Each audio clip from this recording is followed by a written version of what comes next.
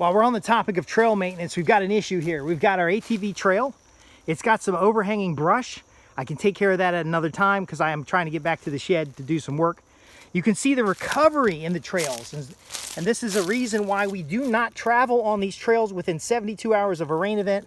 Look at these little pines. We want these pines to reestablish in appropriate places. They're probably not appropriate here, but it's definitely goat fodder. So we don't want to be up all over the trail.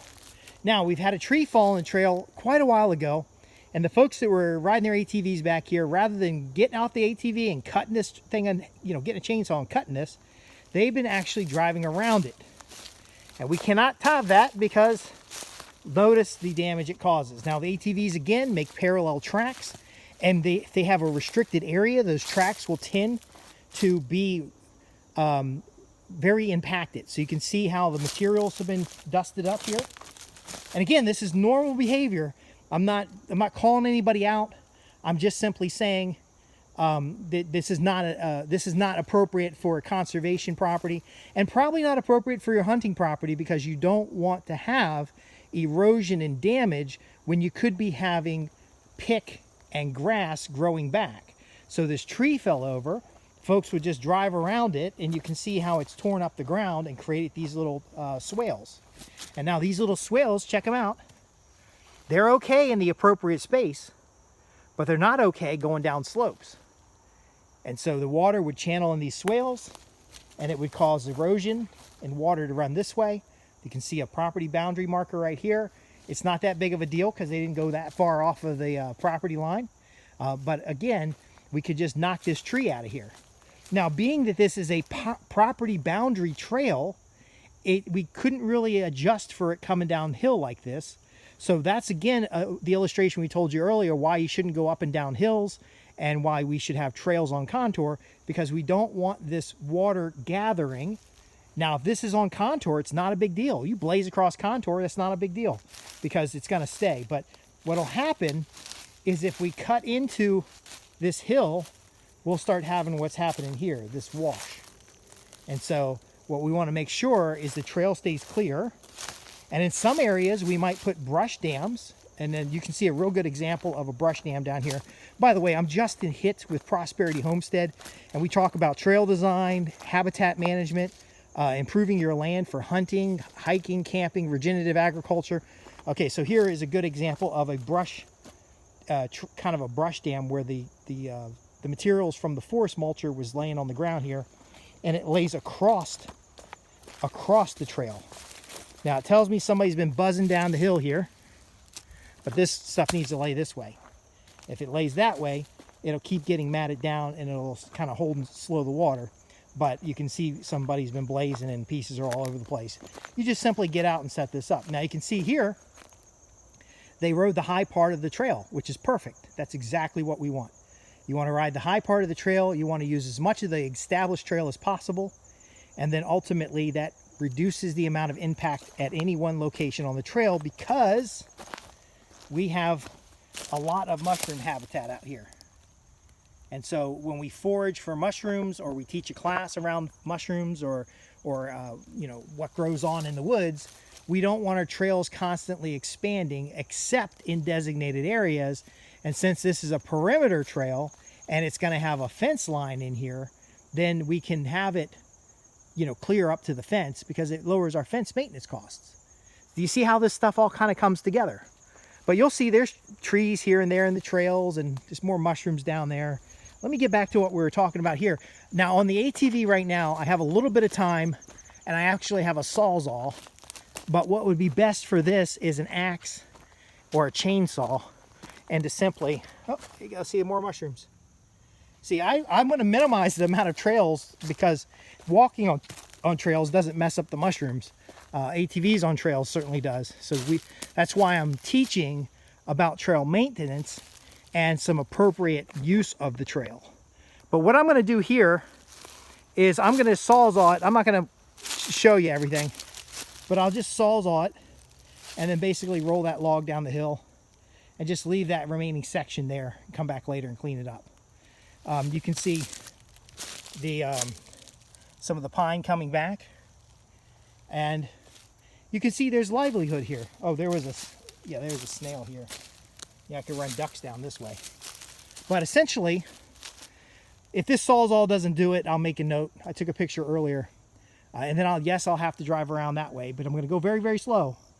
But ultimately, this needs cut out, enough room to pass through. Knowing that when the ATV has limited space, it's going to tend to track in the same ruts. This is on a slope. We don't want to make those ruts. And so not only should I cut this out, I may cut it out and then just roll over it. But I don't know this clearance, there's enough clearance in this case.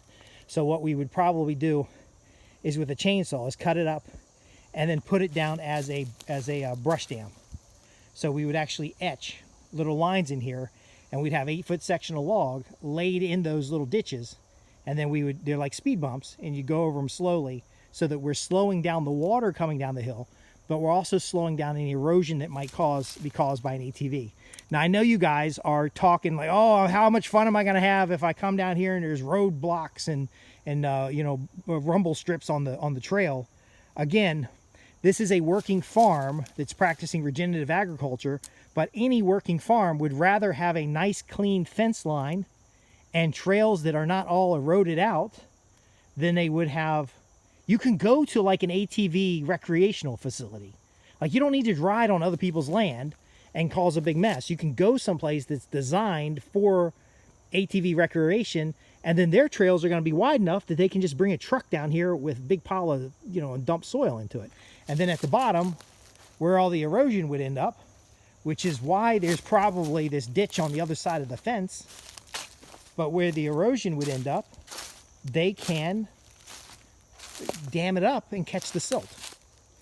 But a lot of times, again, because animal tracking does similar to mechanical tracking, but there was a fence line in here. I don't see the barbed wire to show you exactly where it is, but what likely happened is cows walking up and down the fence line on the hill caused it to erode, and now it's trenched out, and that trench gets bigger and bigger and bigger as you go down the hill because water picks up speed coming down the hill, and then ultimately there's a big old drain at the bottom, which will probably turn into a finger pond or something like that, because again, we're here for conservation.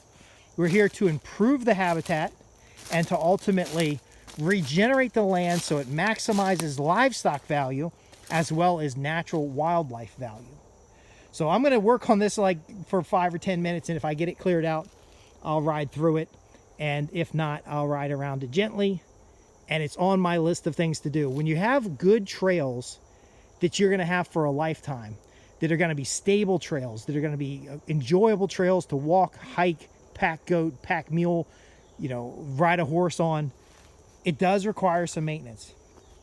But when you understand the patterns, which we've talked about in a number of videos before, if you put in the regular maintenance and you understand the hazards, you're going to have a more enjoyable setup. Last thing I do want to mention, though, we're only going to cut, see that tree right there and that tree right there. Ultimately, when we clear this, we're going to leave the stump, because the stump becomes habitat, and then these logs, we're going to take them and lay them across the trail, because they'll continue to break down, but they will also slow and spread water if they are slightly notched into the trail. And so we're not going to take these logs and move them somewhere, especially not move them up and down the trail. And even all this brush is going to go across the trail.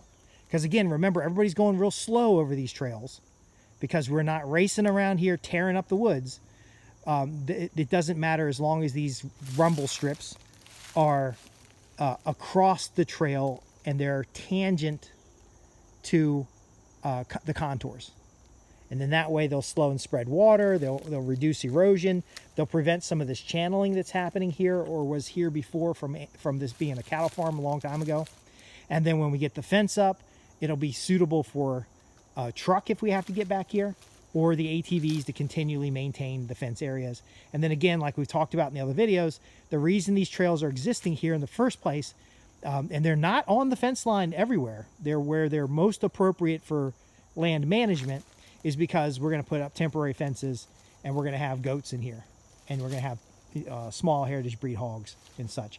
If you want to see this thing come together and you want to be a part in your own homestead, I'm not telling you to come out here. You don't have to do that. But I can give you tips, ideas, concepts, and ways to start implementing this stuff on your own property, because it is enjoyable to be able to camp in your woods and to be able to move the equipment that you need for the animals, and to start with derelict piece of land and get results quickly.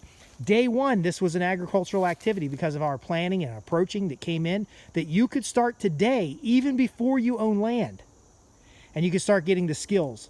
And I've partnered with a local nonprofit that we'll tell you about in another program, but a local nonprofit that teaches these skills, and I'm actually a student of their GOAT program under their homesteading skills category, and they had a big part in helping the design here, as well as what I've learned in the permaculture design certification, and as well as what I've learned in the Master Naturalist program in the state of Virginia. So again, trail maintenance, number one thing. I'm Justin Hitt from Prosperity Homestead. I doubt that Sawzall is going to do anything. I don't know. What do you guys think? Say so in the comments below. Thanks for watching. Again, I'm Justin Hitt, Prosperity Homestead. Ask your questions at www.prosperityhomestead.org. We're going to get this thing growing. Thanks for watching, and see you in the next podcast.